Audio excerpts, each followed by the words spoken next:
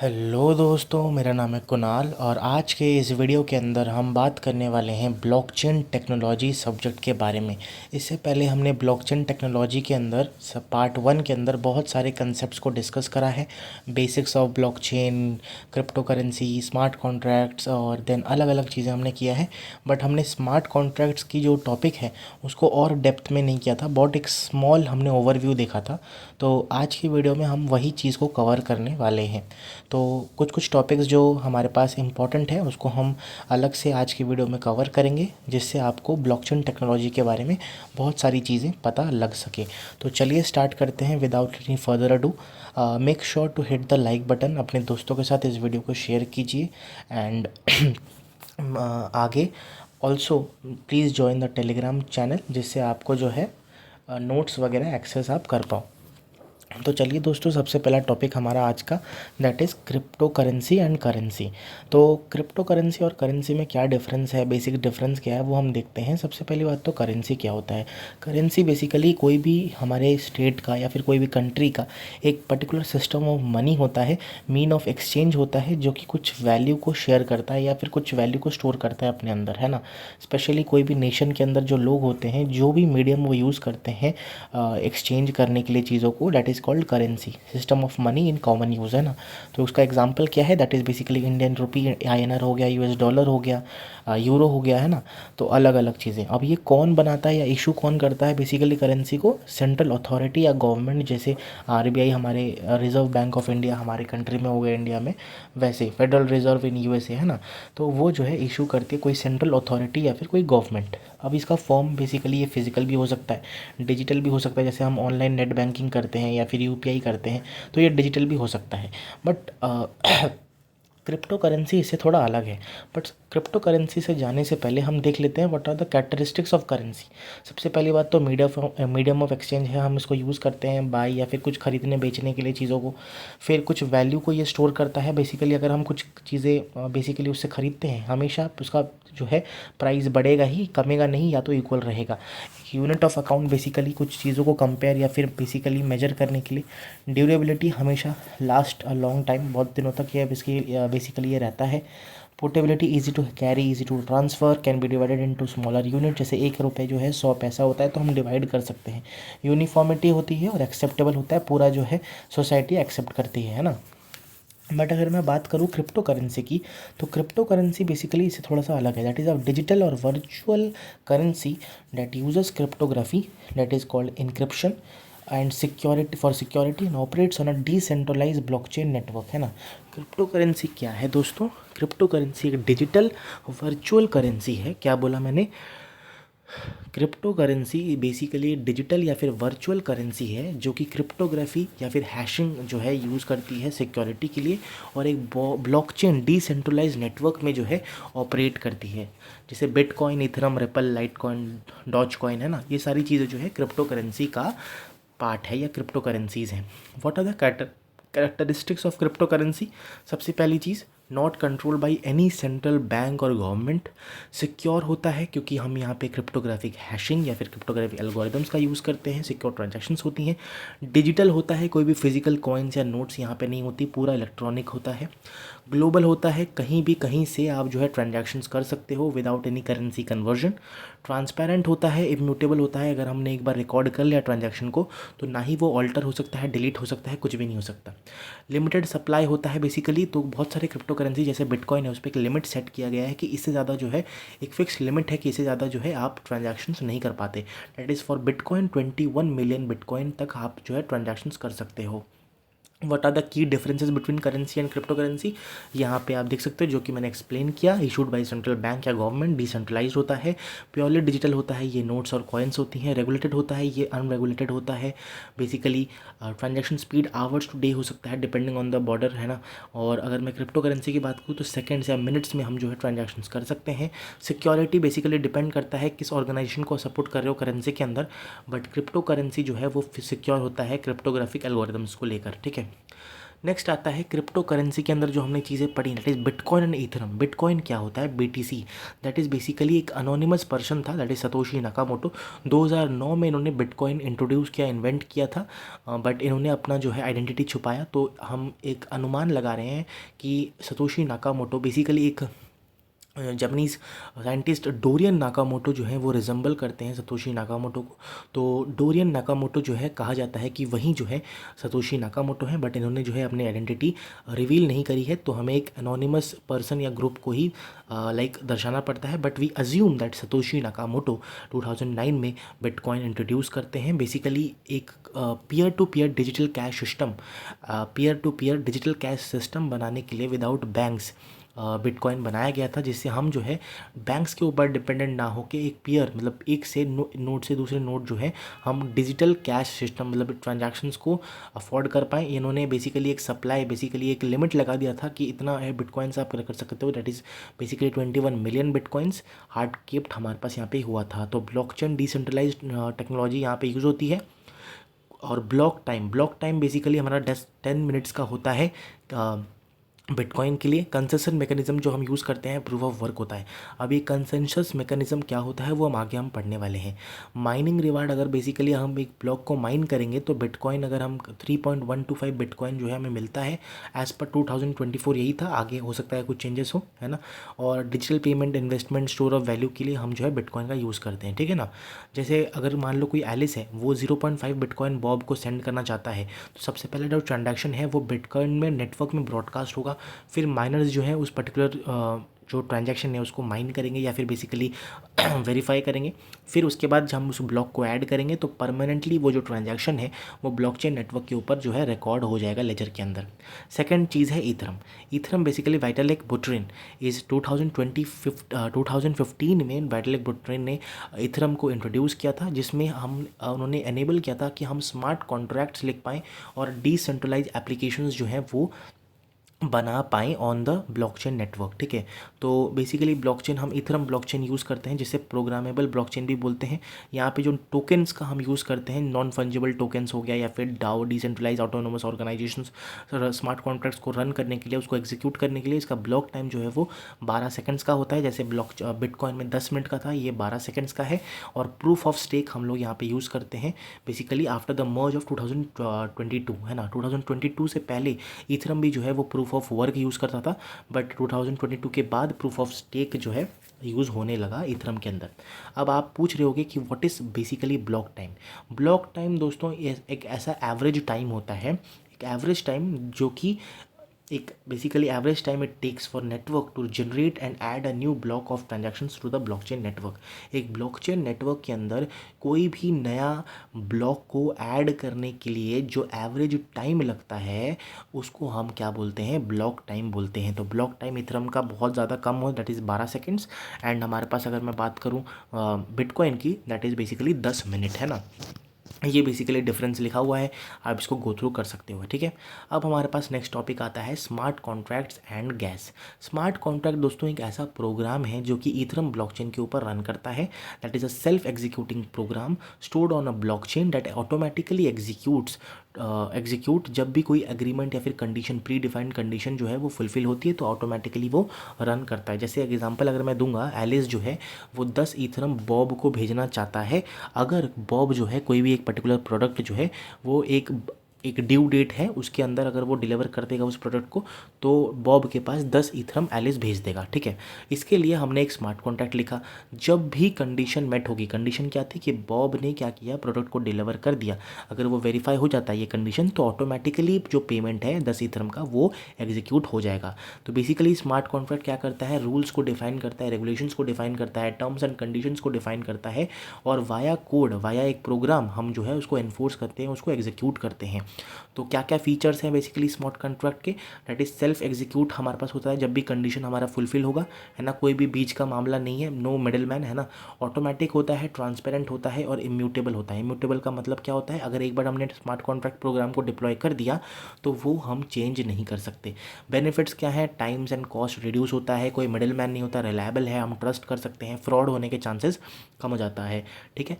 तो जो निक ज़ाबो is the first person जिन्होंने एक एग्जीक्यूट किया था स्मार्ट कॉन्ट्रैक्ट को। इन्होंने एक डिजिटल वेंडिंग मशीन जो है वो किया था, बेसिकली स्मार्ट कॉन्ट्रैक्ट उसके लिए लिखा था और उन्होंने एग्जीक्यूट किया था। निक ज़ाबो पहले इंसान थे जो कि बेसिकली डॉक्यूमेंट्स में मैंशनड है।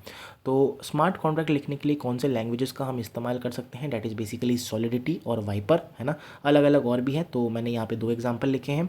और एक चीज़ जो बहुत इंपॉर्टेंट है, दैट इज़ मैक्सिमम साइज़ जो होता है कोई भी स्मार्ट कॉन्ट्रैक्ट फाइल का, दैट इज़ 24 KB। 24 KB का स्मार्ट कॉन्ट्रैक्ट हम लिख सकते हैं मैक्सिमम, इससे ज़्यादा का हम स्मार्ट कॉन्ट्रैक्ट नहीं लिख सकते। What are the limitations of smart contract? पहली बात तो कि हार्ड टू चेंज, अगर एक बार हमने डिप्लॉय कर दिया तो चीज़ें चेंज नहीं हो सकती, इरिवर्सिबल होता है। गैस फीस कभी कभी ज़्यादा लगती है। अब गैस फीस क्या होता है वो हम आगे देखने वाले हैं। कभी कभी अगर बग्स होते हैं कोड में तो उसके लिए हमारे पास फाइनेंशियल लॉस होता है। टेक्निकल अगर नॉलेज बहुत ज़्यादा चाहिए जिससे हम अच्छी तरीके से एक गुड स्मार्ट कॉन्ट्रैक्ट डिप्लॉय कर पाएँ, लिख पाएँ।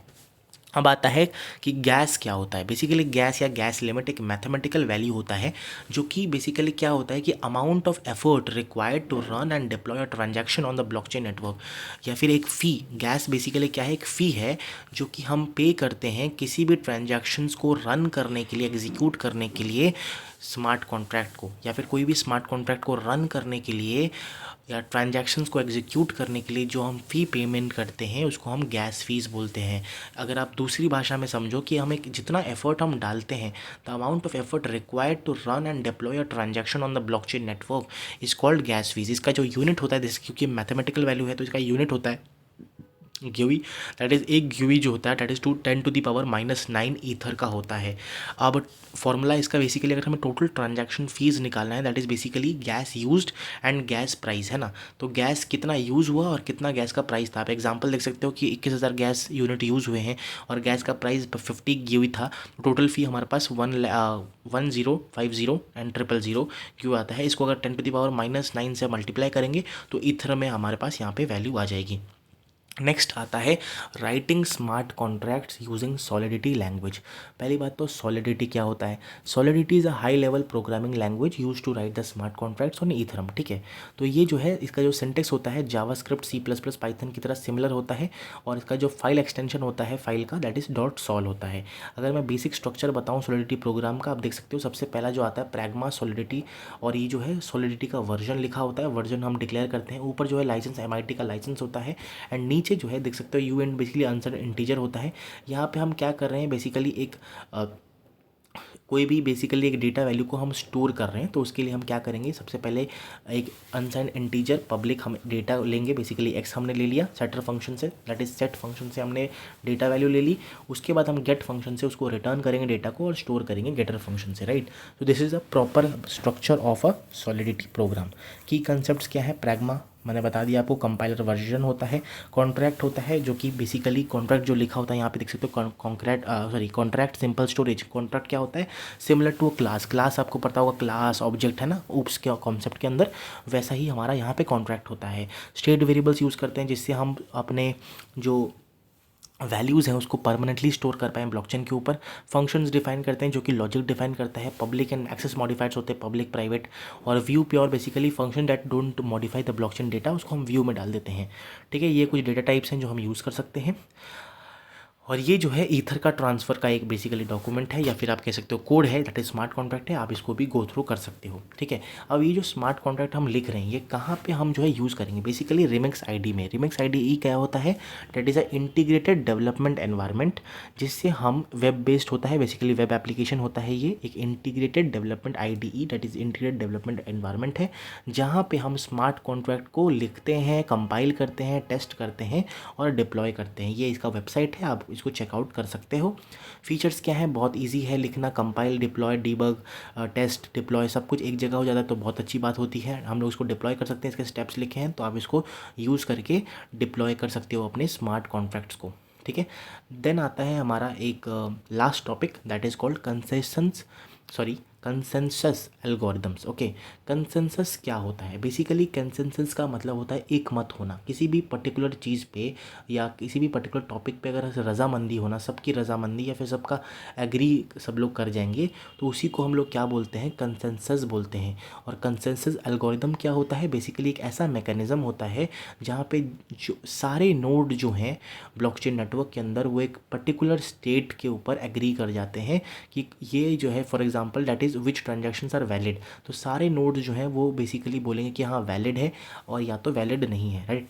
तो ये जो है trust and synchronization across the entire decentralize system जो है इंश्योर करता है। तो बेसिकली कंसेंसस एल्गोरिदम क्या होता है? Agreeing on a single version of truth by all the peers on the blockchain network is called consensus algorithm. इसके अंदर बेसिकली दो चीज़ें आती हैं, that is called proof of work and proof of stake. Proof of work जो है वो bitcoin और ईथरम जो है फॉलो करता है, यूज़ करता है। बट ईथरम जो है 2022 से पहले प्रूफ ऑफ वर्क यूज़ करता था, बट उसके बाद जो है वो प्रूफ ऑफ स्टेक यूज़ करने लगा। तो प्रूफ ऑफ वर्क क्या है? बेसिकली दोस्तों, माइनर्स जो होते हैं, ब्लॉकचेन माइनर्स जो होते हैं, वो एक कॉम्प्लेक्स मैथमेटिकल पजल या फिर कॉम्प्लेक्स इक्वेशन हैशिंग प्रॉब्लम को पहले सॉल्व करते हैं। और फिर जब ये जो है प्रॉब्लम सॉल्व हो जाता है, जो सबसे पहले उस प्रॉब्लम को सॉल्व करता है करेक्टली, वो जो है उसको मौका मिलता है ब्लॉकचेन नेटवर्क के अंदर नया ब्लॉक ऐड करने का। और जब भी वो एक नया ब्लॉक ऐड करते हैं तो उनको रिवॉर्ड मिलता है, ठीक है। तो rewards a minor for solving a complex equation for mining a block. तो क्या मैंने बताया आपको? सबसे पहले कोई भी माइनर होता है वो एक कॉम्प्लेक्स मैथमेटिकल इक्वेशन सॉल्व करता है। अगर वो करेक्टली सॉल्व कर देता है और सबसे पहले जो सॉल्व करके दिखा देता है, उसको मौका मिलता है एक नया ब्लॉक ऐड करने का ब्लॉकचेन नेटवर्क के अंदर। और जब वो ब्लॉक ऐड कर देता है तो उसको एक रिवॉर्ड मिलता है, टोकन मिलता है, ठीक है। एडवांटेजेस बहुत सिक्योर होता है, बट क्योंकि इतने ज़्यादा कैलकुलेशंस इन्वॉल्व हैं तो हाई एनर्जी कंजप्शन होता है, ट्रांजैक्शंस स्लो हो जाती हैं और एक्सपेंसिव होता है माइनिंग हमारे पास इस केस में। बट अगर मैं बात करूँ प्रूफ ऑफ स्टेक की, तो proof of stake basically Ethereum use करता है, कार्डानो यूज़ करता है, पोल्काडॉट यूज़ करता है। ईथरम जो है वो 2022 के बाद प्रूफ ऑफ स्टेक यूज़ करने लगा। और ये क्या होता है? कोई भी वैलिडेटर्स जो होते हैं, वैलिडेटर्स क्या करता है? जिसके पास सबसे ज़्यादा high amount of crypto currency होगा या क्रिप्टो करेंसी उन्होंने स्टेक किया होगा, जो वैलिडेटर्स के पास सबसे ज़्यादा क्रिप्टो करेंसी है या उन्होंने सबसे ज़्यादा क्रिप्टो करेंसी स्टेक कर रखा है, उसी को मौका मिलेगा एक नया ब्लॉक ब्लॉकचेन नेटवर्क के अंदर ऐड करने का। तो यहाँ पे कोई कैलकुलेशंस, कोई सॉल्विंग पजल्स नहीं है, ना ही कोई मैथमेटिकल फंक्शन आपको सॉल्व करना है। तो इसलिए ये जो है एनर्जी एफिशिएंट होता है, इसमें कोई एनर्जी वेस्टेज नहीं होता, एनर्जी कंजप्शन नहीं होता, फास्टर होता है, स्केलेबल होता है। बट डिसएडवांटेजेस क्या है? वही है कि भाई जो अमीर है वो अमीर बनता जाएगा, क्योंकि भाई जिसके पास ज़्यादा स्टेक है उसके पास ज़्यादा पावर है, और पावर है तो वो ब्लॉकचेन में ब्लॉक ऐड करता रहेगा, है ना। This is the comparison table जिसमें आप प्रूफ ऑफ स्टेक और प्रूफ ऑफ वर्क को एक कंपेयर कर सकते हो क्या चीज़ है। नाउ कम्स एक छोटा सा topic that is called Bosca. Bosca is basically blockchain oriented smart contract agreement. ये एक फ्रेमवर्क है जिससे हम framework for creating and managing the smart contract को क्रिएट करके मैनेज करने का जो फ्रेमवर्क है दोस्तों, that is called Bosca, blockchain oriented smart contract agreement. जिसमें हम एक स्टैंडर्डाइज करते हैं चीज़ों को लिखने के लिए, स्मार्ट कॉन्ट्रैक्ट लिखने का जो तरीका होता है उसको स्टैंडर्डाइज करते हैं, जिससे बग्स एंड वल्नरेबिलिटीज़ जो हैं वो हमारे कॉन्ट्रैक्ट के अंदर, ब्लॉकचेन नेटवर्क के अंदर कम होती रहे। ये जो है इंटरऑपरेबिलिटी जो है बढ़ा देता है। बेसिकली कितना हमें ब्लॉकचेन का आर्किटेक्चर, ब्लॉकचेन का जो पूरा जो सिस्टम है वो समझ आ पाए और बहुत ही ईजिली जो है हम स्मार्ट कॉन्ट्रैक्ट्स को जो है डिप्लॉय कर पाएँ, लिख पाएँ, वो जो है प्रमोट करता है।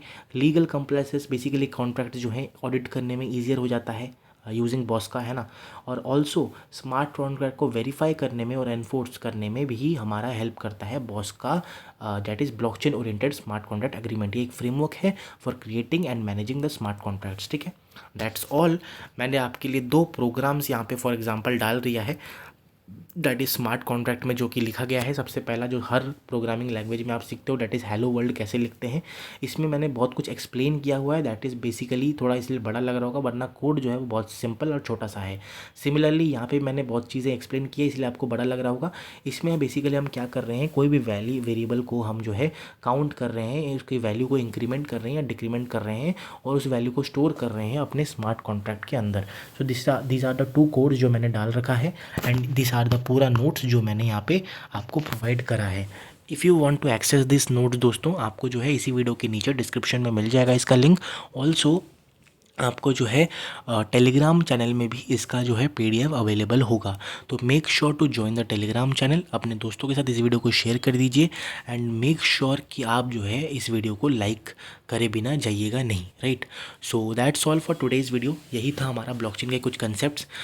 अगर और भी चीज़ें और भी कंसेप्ट्स बेसिकली अगर मेरे को लगते हैं कि हाँ इंपॉर्टेंट है, सेमेस्टर ओरिएंटेड है और सेमेस्टर में आने लायक है, तो I definitely make the video for this is the part 2। अगर पार्ट 3 आना हुआ तो मैं बिल्कुल इसी प्लेलिस्ट के अंदर इसको ऐड ऑन करूँगा।